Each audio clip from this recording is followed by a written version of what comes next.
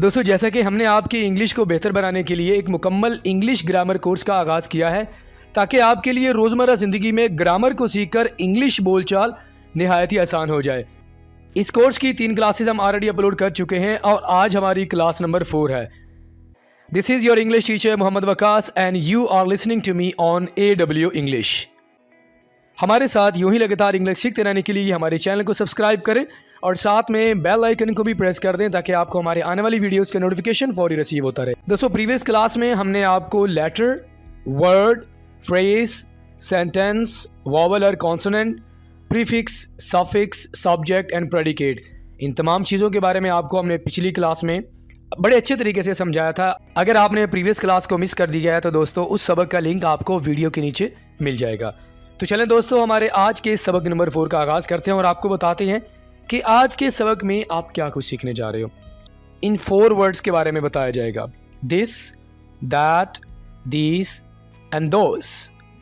सबसे पहले आपको बताया जाएगा कि इनका माना क्या है और इंग्लिश ग्रामर में इन वर्ड्स को क्या कहा जाता है, और हम इसको अपनी डेली रूटीन में स्पीकिंग के लिए या राइटिंग के लिए इनको यूज़ करना चाहते हैं तो हम किस तरह इन 4 वर्ड्स को बड़े अच्छे तरीके से यूज़ कर सकते हैं। तो दोस्तों, आपने मेरे साथ ये वाला लेसन एंड तक देखना है, क्योंकि ये बहुत ज़्यादा बेसिक लेसन है और आम तौर पर स्टूडेंट्स के लिए ये बहुत ज़्यादा कंफ्यूजिंग वर्ड्स होते हैं जो कि वो यूज़ नहीं कर पाते अच्छे से। तो सबसे पहले हमें ये पता होना चाहिए कि इनके मीनिंग क्या हैं। दिस का माना होता है ये, दैट का माना होता है वो, दिस ये सब यानी 2 से ज़्यादा जब हम बात करेंगे, और दोस वो सब 2 से ज़्यादा। आगे मूव करते हैं। दोस्तों, सबसे पहले आपको ये पता होना चाहिए कि इन 4 वर्ड्स को ग्रामर में क्या कहा जाता है। इन 4 वर्ड्स को ग्रामर में डिमॉन्स्ट्रेटिव प्रोनाउन कहा जाता है। डिमॉन्स्ट्रेट प्रोनाउन, डिमॉन्स्ट्रेट का माना होता है बयान करना या वाज़ेह करना। डेफिनेशन देख लेते हैं। जब हम किसी शख्स या चीज़ की तरफ इशारा या वजाहत करना चाहते हैं तब हम इन 4 वर्ड्स को यूज़ करते हैं। तो जब भी आप किसी चीज़ की तरफ इशारा करना चाहते हैं या किसी चीज़ की वजाहत करना चाहते हैं तब हम इन 4 वर्ड्स का इस्तेमाल करते हैं। हमारे पास 4 वर्ड्स कौन से हैं? This, that, these and those. ठीक है, आगे मूव करते हैं। चलें दोस्तों, इन 4 वर्ड्स को बड़े ही अच्छे तरीके से समझते हैं और आपको समझ तब आएगी जब आपको कुछ एग्जाम्पल्स दी जाएं और आप बेहतर तौर पर इनको समझ सकें। सबसे पहले हमारे पास एग्जाम्पल है दिस की। ये आपने गौर से देखना है। दिस बुक, आपके सामने किताब पड़ी है, आपके करीब पड़ी है, तो आप क्या कहते हैं? This book. ये किताब जो टेबल या मेज़ पर आपके सामने पड़ी है।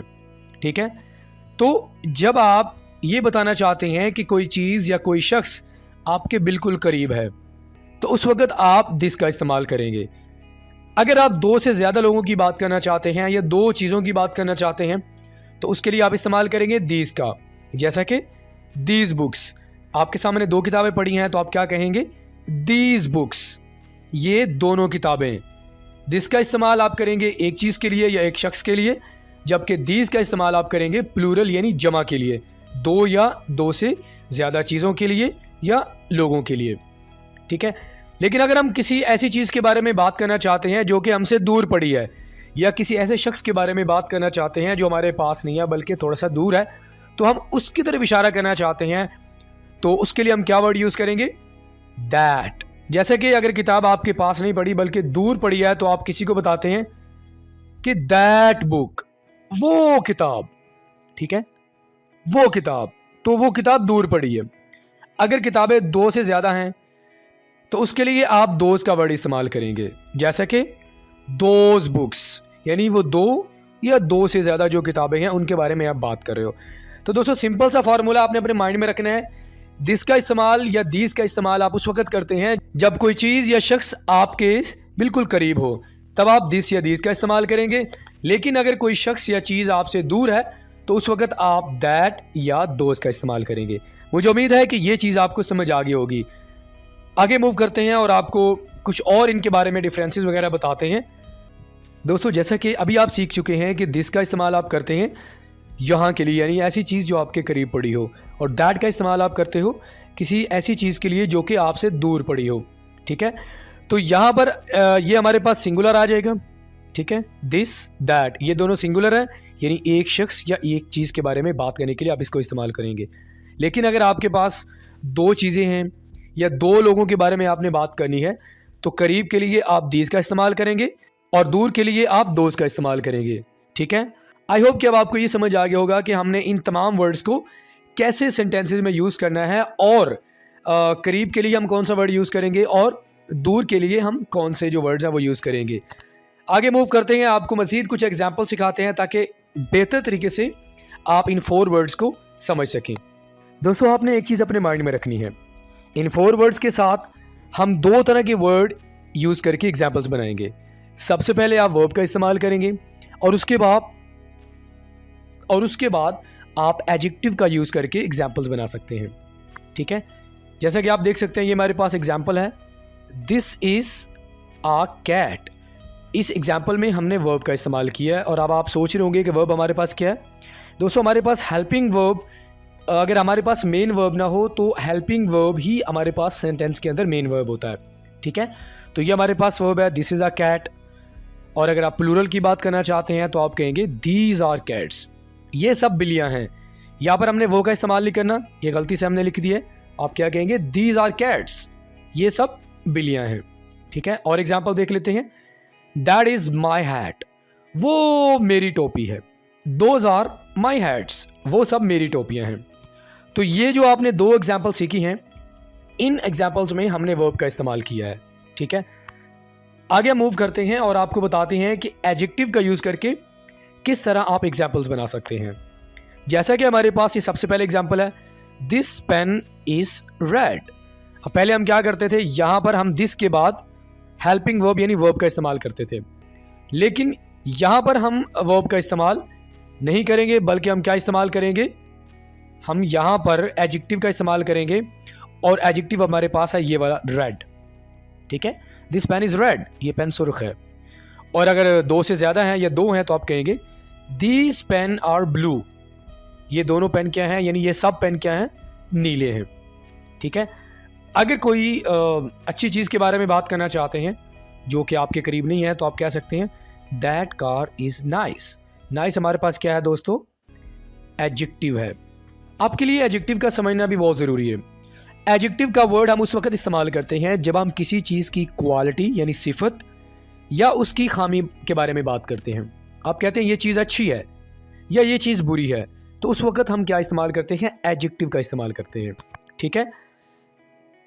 दोज कार्स आर नाइस, वो सब कारें अच्छी हैं। तो दोस्तों, यहाँ तक आपने ये सीखा कि इन 4 वर्ड्स के साथ आप किस तरह के एग्जाम्पल बना सकते हैं। सबसे पहले आप प्रोनाउन को यूज़ करके बना सकते हैं। नंबर 2, आप इन वर्ड्स के साथ एडजेक्टिव को लगाकर मुख्तलिफ तरह की बहुत सारे एग्जाम्पल्स बना सकते हैं। अब आगे मूव करते हैं और आपको इनके कुछ और भी इस्तेमालात हैं जो कि हम आम तौर पर अपनी डेली रूटीन में इस्तेमाल कर रहे होते हैं। तो अब वो वाले इस्तेमालात हम आपको सिखाते हैं। सबसे पहला इस्तेमाल क्या है, जब आगे वाले को पहले से किसी चीज़ का पता हो।